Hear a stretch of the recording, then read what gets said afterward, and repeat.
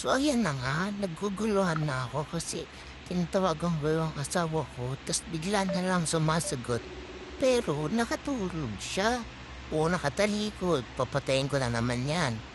Tas tatawag ako, paano yun? May sumasagot na iba rin na mo ha? Tatawag ako, pak o nakapay na nagising siya. Sabi niya hindi daw Bahala siya, ka sa buhay ulitin mo. ko na naman yan kasi inulit-ulit ko. Patayin ko. Nakakatakot lang talaga, guys. Tatawag ako sa kanya, nag-ring yan eh. Nakatalikod. Kung Sawa? sasagutin niya yan, Ikaw paano talaga yung niya ginagago masasagot? mo. Tapos bigyan na siyang tatalikod. Nakaka-ashar, diba? Ulit-ulit ako niyan para akong tanga. So, ayan na naman, magre-ring yan. O, masasagot na naman na nakatalikod siya. So ayan, nagising na siya. Inulit ko yan. Sabi ko, huwag nang hawakan ng cellphone.